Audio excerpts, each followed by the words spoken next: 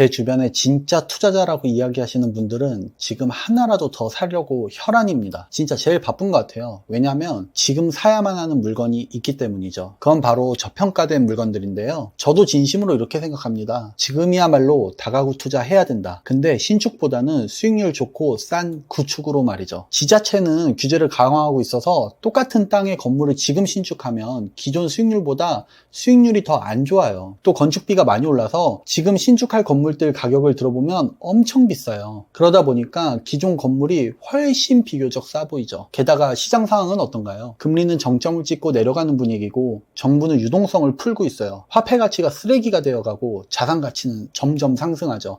이 모든 건 지금 있는 구축 다가구가 상대적으로 가치가 올라가는 시점이란 얘기입니다. 오늘 영상에서는 지금 당장 다가구를 사야 하는 4가지 이유, 그 중에서도 특히 1번 건축비 폭등이라는 구조적 이유부터 깊이 들어가 볼게요. 여러분, 부동산 처음 시작할 때 건물 하나 지어서 월세 받으면 좋겠다 이런 생각 한 번쯤 다 해보셨을 거예요. 저도 그랬어요. 근데 요즘은 건물 짓는 게 엄청난 부담입니다. 왜냐하면 건축비가 말도 안 되게 올랐기 때문이에요. 건축비 상승은 단순한 원자재 문제가 아닙니다. 건물 하나를 짓기 위해서 필요한 거의 모든 항목의 비용이 올라버렸거든요. 예를 들어서 철근, 시멘트, 콘크리트 가격 상승 기본이고요. 창호, 타일, 유리, 방수, 도배, 바닥재 같은 내장재 가격도 당연히 올랐습니다. 노무비, 그러니까 인건비는 더 심각해요. 한 명 한 명이 진짜 단가가 천정부지로 오르다 보니까 기술자 쓰는 게 무서워요. 그러다 보니까 건축사무소, 설계비, 감리비, 구조안전진단, 소방 설계비용 등등 모두 다 당연하게도 동반 상승했습니다. 그러다 보니까 몇 년 전보다 지금 건축비가 2배 이상 올랐어요. 너무 가파르게 올라서 1, 2년 전 건축비도 진짜 비싸다 했거든요. 근데 그 건축비가 지금 보면 너무 싸 보일 지경이에요. 이렇게 건축비가 올랐으면 월세도 같이 올랐을까요? 아니요, 현실은 그렇게 따라오지는 않습니다. 월세는 원래 가파르게는 안 올라요. 몇 년 전이랑 지금이랑 다가구 원룸 월세를 비교를 해보자면 건축비 오른 만큼 당연히 오르진 않았죠. 일부 서울 핵심지나 SK하이닉스, 삼성같이 대규모 건설을 하고 있는 수도권의 일부 지역은 당연히 올랐지만 대부분을 차지하고 있는 서울 외곽 지역과 나머지 수도권 그리고 지방 모두 월세는 기존과 대동소이하단 말이에요. 그러다 보니 땅을 사서 비싼 돈 주고 새로 건축을 했는데 월세가 그만큼 안 받쳐주니까 수익률이 안 좋은 문제가 생기는 거예요. 그런데 기존 구축 다가구는 어떤가요? 이미 오래전에 지어졌고 건축비는 과거 물가 기준으로 지어졌어요. 월세도 크게 차이가 안 나고 그러다 보니까 시장에서는 싸 보이는 건물, 수익률 좋은 건물로 평가되기 시작을 한 겁니다. 결과적으로 구축 다가구는 투자 대비 월세 수익률이 높은 편이에요. 대학가, 상업단지 수요까지 있다면 공실률도 낮죠. 특히 지방 다가구를 잘 선별해서 사면 내 투자금 대비 수익률이 30%가 넘는 것도 많아요. 1억 투자해서 1년에 이자와 부대비용 빼고 순수익이 3천만 원 이상이라는 거니까 괜찮죠. 이걸 보면 답이 나옵니다. 지금 신축할 생각하지 말고 존재하고 있는 좋은 구축을 사야 될 때다 이거죠. 두 번째 이유는 지자체의 주차장 규제가 계속 강화되고 있기 때문이에요. 주차장 개수 좀 줄어들면 어때? 그게 건물 수익률이랑 무슨 상관이야? 좀 불편하면 되지. 이렇게 생각할 수 있어요. 근데 아주 직접적으로 영향을 미칩니다. 그걸 한번 말씀드려 볼게요.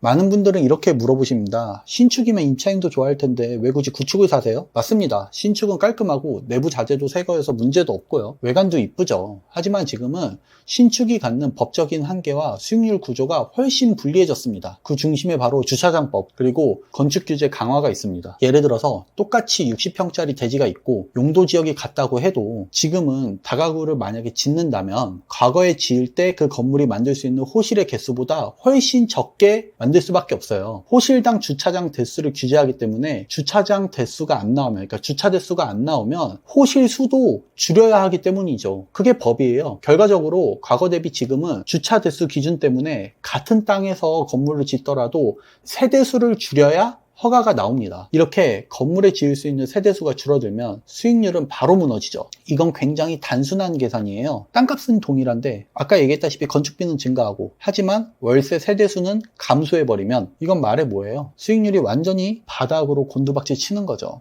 예를 들어서 50평 땅에 10세대 지을 수 있던 걸 이제는 주차장법 때문에 7세대밖에 못 짓는다고 해볼게요. 그러면 월세 총합은 세대당 40만 원일 때 예전에는 똑같은 땅에 건물 지으면 400만 200만 원을 받을 수 있었다면 지금은 7세대밖에 못 지으니까 월에 280만 원밖에 월세 못 받잖아요. 그러니까 세대수가 줄어들면 대출이자 부담도 늘어나고요. 실수익률은 뚝 떨어지고 호실수가 적으니까 공실 한 개만 나도 타격이 커지는 건 너무 당연한 겁니다. 반대로 구축 다가구는 어떨까요? 이미 과거 기준으로 지어진 상태죠. 그리고 현행법상 다시는 똑같이 못 짓는 구조입니다. 마지막으로 주차장이 협소하더라도 기존 건축물로 인정이 되기 때문에 문제가 없죠. 즉 규제 이전에 허용된 구조가 지금은 프리미엄이 되는 겁니다. 예전에 허용됐던 기준들이 지금은 불가하니까 말이죠. 이렇게 과거에 지어진 다가구가 수익률이 훨씬 좋은데 지금 지어진 신축이 호실이 더 적다는 이유로 싸게 팔 수 있을까요? 절대 아니죠. 우리가 입장 바꿔서 생각을 해보자고요. 땅 사서 엄청 비싸게 건물 지었는데 이렇게 땅 더하기 건물 가격 원가가 20억이면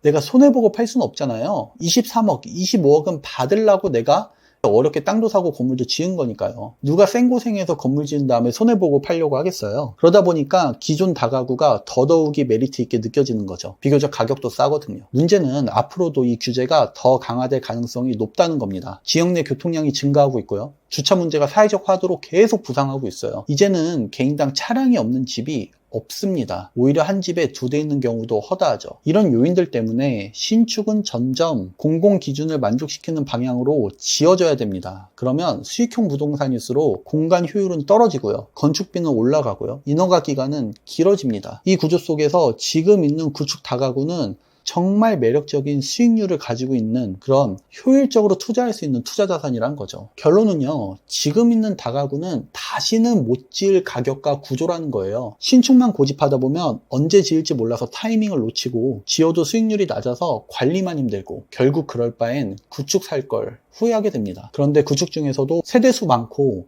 수리 관리가 잘 되어 있고 임대 수요가 많은 곳에 위치한 건물이라면 그건 그냥 과거의 기준으로 만들어진 완성형 월세 세팅 자산인 거예요. 그런 기회가 아직 시중에 남아있을 때 한 발 먼저 움직인 사람이 다음 사이클에서 웃을 수 있습니다. 자, 지금까지는 제가 신축보다는 구축을 사야 되는 이유를 이야기했는데요. 지금부터는 왜 지금 다가구를 사야 되는지 이것에 대해서 얘기해 볼게요. 먼저 지금 정부가 뿌리는 돈은요, 결국 자산으로 간다는 거예요. 요즘 정부가 1인당 15만원씩 혹은 25만원씩 국민지원금 준다는 소식 다들 들어보셨을 거예요. 이게 누군가에겐 그깟 15만원, 20만원처럼 들릴 수 있지만 이게 투자자 입장에서는 다른 눈으로 보이고요. 완전히 다른 구조가 보여요. 이게 한 사람당 25만원은 별거 아닐 수 있죠. 한번 외식하거나 마트 몇 번 다녀오면 사라지는 돈이니까요. 근데 이걸 전 국민이 받은 돈으로 환산해 보면 어떨까요? 대한민국 인구를 약 5천만 명으로 보고 거기에 곱하기 25만 원 하면 총 12조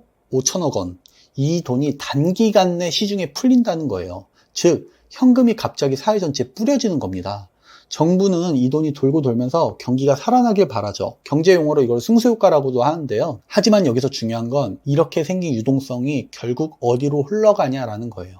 이 돈을 받은 사람들은 보통 어떻게 쓸까요? 누군가는 외식하고 누군가는 필요한 생필품을 사고 누군가는 치킨 시켜 먹고 끝납니다. 소비가 늘어나죠. 여기까진 좋아요. 근데 이 소비로 최종적으로 돈을 벌은 자영업자, 프랜차이즈 본사, 납품업체, 유통기업은 그 돈을 또 어디에다 쓸까요? 정답은요, 소비보다는 자산 매입입니다. 자영업자는 사업 확장을 목적으로 점포부동산을 사기도 하고요. 본사는 이익을 재투자하기도 하고 부동산 리츠, 주식, 채권 등의 자금을 투입하기도 하고요. 고소득층은 남은 돈을 실물자산으로 전환하기도 하죠. 즉 돈은 최종적으로 자산시장으로 흘러갑니다. 근데 이 구조 코로나 때 우리가 이미 봤잖아요. 코로나 시기 기억나시죠? 전 국민 재난지원금 줬고 소상공인 대출해줬고 정부랑 지자체가 보조금 뿌리고 각종 유동성 정책을 팡팡 뿌려댔단 말이에요. 당시에는 모두가 경제 살아날까 걱정했지만 현실은 뭐였나요? 자산 가격만 올랐어요. 부동산 가격, 금값, 코인 다 폭등했죠. 왜냐? 풀린 돈이 소비를 지나서 결국 자산으로 갔기 때문이죠. 지금은 그때보다 더 구조적으로 이 흐름이 고착화될 가능성이 높습니다. 왜냐하면 현 정권이 확장적인 재정 정책을 선호하거든요. 선심성 지원금을 주고 취약계층에 맞춤 보조를 해주고 산업진흥 명목의 보조금을 뿌리고 지역 활성화 보전금을 뿌리면 겉으로는 이게 다 다양한 이름이지만 본질이 하나입니다. 그건 바로 시중에 돈을 뿌리겠다는 거거든요. 이 돈들이 처음에는 다 소비로 갈 수도 있죠. 하지만 결국 다시 한번 자산시장으로 쏠리게 될 겁니다. 이걸 두 줄로 정리하면 이래요. 정부가 돈을 뿌리면 자산이 먼저 반응하고요. 자산이 없는 사람은 시간이 지날수록 더 따라가기 어렵다는 거예요. 지금이 어떤 시점이냐면 정부는 돈을 뿌리기 시작했고 아직 자산은 본격적으로 반등하기 전입니다. 서울의 아주 상급지의 아파트들, 핵심지 아파트들만 상승했고 나머지는 약간 잠잠하잖아요. 그러니까 이제 시작이라는 거예요. 제가 이야기한 건설 비용은 더 오를 거고 돈값은 점점 더 쓰레기가 되겠죠. 그 속도는 가속도가 붙으면서 엄청나게 팽창할 수 있습니다. 이때 다가구 같은 실물 자산을 선점하면 다음 흐름에서 그 자산이 오르는 걸 지켜보는 사람이 될 수 있다라는 거예요. 그리고 다가구는 월세를 따박따박 받으면서 안정적으로 유지할 수가 있잖아요. 리스크를 최소화하면서 이제 건축비가 오르면서 이 돈 가치로 건물을 살 수는 없을 거거든요. 자, 지금까지는 정부에서 돈을 뿌리는 걸 말씀드렸는데 중앙은행에서도 동시에 돈을 뿌려버리고 있습니다. 그 방법은 바로 금리 인하예요. 이 단어는 언뜻 들으면 어려워 보이지만 부동산 투자자에게는 정말 중요한 개념입니다. 왜냐하면 금리는 곧 돈의 가치를 결정하는 기준이기 때문이죠. 금리가 5% 이상이었을 때는 많은 사람들이 이런 선택을 했습니다. 예적금에 넣고 기다리고 투자 대신 현금을 보유하고 건물 매수는 일단 대기했죠. 왜냐하면 은행에 돈만 넣어도 1년에 5%씩 불어났으니까요. 부동산을 사면 대출이자 부담이 매우 컸고 차라리 돈 들고 있는 게 낫겠다라고 판단했죠. 실제로 저도 그 시기에는 매수자보다 매도자 쪽 분위기가 더 급했던 걸 느꼈습니다. 매도자들이 먼저 호가 내리기도 하고 부동산에 가면 급매도 종종 있었죠. 근데 지금은 어때요? 주담대 금리도 3%대에도 나와요. 기준금리도 하락하고 있고 시장은 추가 하락에 베팅 중입니다. 이런 국면에서 기다리는 돈보다 움직이는 돈이 유리해집니다. 돈의 가치가 떨어지고 있다는 건 현금을 쥐고 있는 사람이 점점 손해보고 있다는 뜻이에요. 그럼 좀 똑똑한 사람들, 투자자들은 어떻게 할까요? 현금을 자산으로 바꾸는 움직임이 커지고요. 예적금 대신에 부동산, 주식, 금, 리츠, ETF로 자금 이동하게 되는데 한국은 실물 기반의 부동산에 유동성이 쏠리게 되죠. 이건 단순히 부자들만의 문제가 아니에요. 직장인 투자자도 이 흐름을 읽고 한 발 먼저 움직일 수 있습니다. 지금 돈의 양이 폭발하고 있어요. 정부와 한국은행 모두가 돈을 푸는 방향으로 움직이고 있습니다. 우리 모두에게 아주 중요한 순간이라는 뜻이죠. 제가 부동산 경매를 처음 시작했을 때 한 선배 투자자가 이런 말 해줬어요. 좋은 물건은 사람들이 쳐다도 안 볼 때 사는 거다. 이게 당시에는 뭔 뜻인지 몰랐습니다. 근데 지금은 그 말이 절절히 와닿아요. 지금은 사람들이 쳐다도 안 보는 그런 시기는 아니지만은 아직 서울 아파트 핵심지 빼고는 시장이 불타는 시기도 아닙니다. 이제 점점 시선이 돌아가고 있는 정도의 시기죠. 이 타이밍에 움직이는 사람이 싸게 사서 보유하고 있다가 가격 반등이 시작될 때 웃고 있을 겁니다. 이건 역사적으로 계속 반복되어 왔어요. 특히 제가 다루는 지방 다가구 시장은 정보의 격차가 아직은 그래도 좀 큰 시장이거든요. 그래서 조금만 빠르게 움직여도 그리고 좀만 공부해도 좋은 물건을 선점할 수 있을 겁니다. 우리가 투자에서 놓치기 쉬운 점은 가격이 아니라 흐름을 보는 겁니다. 지금 흐름은 다음과 같습니다. 금리는 정점을 찍고 하락하는 중이고요. 정부 주도로 유동성은 추가로 늘어나고 있어요. 자산시장에서 돈이 서서히 유입되고 있고요. 주차장법과 건축비 상승을 생각할 때 구축 다가구의 수익률이 좋고 아직은 저평가 상태라는 거죠. 이걸 종합하면 답은 명확해집니다. 지금 자산으로 움직일 타이밍이라는 거예요. 이쯤 되면 이런 질문이 생기실 겁니다. 그래서 지금이 기회인 건 알겠는데 그렇다고 다가구 아무거나 살 수는 없잖아. 맞습니다. 무조건 사라 라는 말은 절대 아니에요. 중요한 건 지금도 수익률 구조가 맞고 내가 감당할 수 있는 물건을 찾는 것이에요. 그런 물건을 찾았다면 기다리기보다는 지금은 행동해야 될 때라는 거죠. 지금까지 지금 당장 구축 다가구를 사야 되는 이유 4가지를 말씀드렸어요. 첫 번째는 건축비가 미쳐서 신축이 이제 너무 비쌀 수밖에 없다. 두 번째로는 규제 때문에 신축은 호실을 덜 지을 수밖에 없어서 구축이 유리하다. 세 번째는 금리는 떨어지고 돈은 자산으로 몰릴 거다. 네 번째로 여기에 정부가 돈까지 뿌려대면 결국 자산으로 돈이 몰릴 거다. 이 4가지를 다 종합해보면요. 결론은 간단합니다. 지금은 아직 남들이 눈치채기 전에 모두가 눈치채기 전에 마지막 기회일 수 있다라는 거죠. 제가 2019년에 처음 다가구를 낙찰받았을 때 가족도 솔직히 저 자신도 걱정이 많았습니다. 근데 몇 년 지나고 나서 들은 말은 딱 하나예요.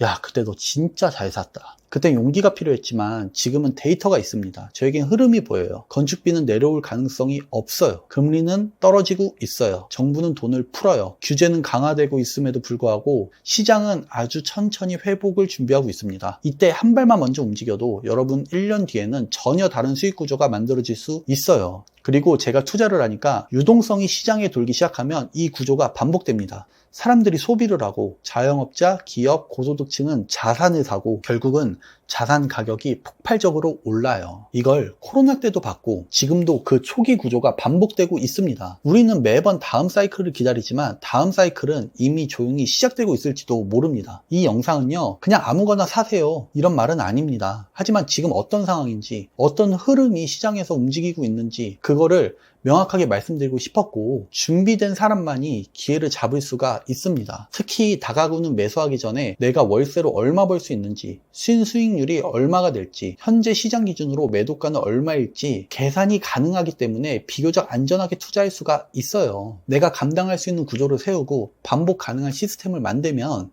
이건 더 이상 리스크가 아니고 내가 그냥 만들 수 있는 수익 구조가 됩니다. 그리고 이걸 남들보다 1년 먼저 시작한 사람이 수익도 선택지도 더 많이 갖게 될 거예요. 제가 만든 이번 영상이 여러분들께 한 발 앞서서 움직일 용기를 드릴 수 있었으면 좋겠습니다. 영상이 도움이 되셨다면 좋아요와 구독 부탁드려요. 제 영상이 여러분들 유튜브에 더 쉽게 노출될 겁니다. 앞으로 투자하는 방법에 대해서 많이 영상 올리려고 하거든요. 여러분들 많이 참고하셨으면 좋겠어요. 저는 다음 영상에서 다시 인사드릴게요. 시청해주셔서 감사합니다.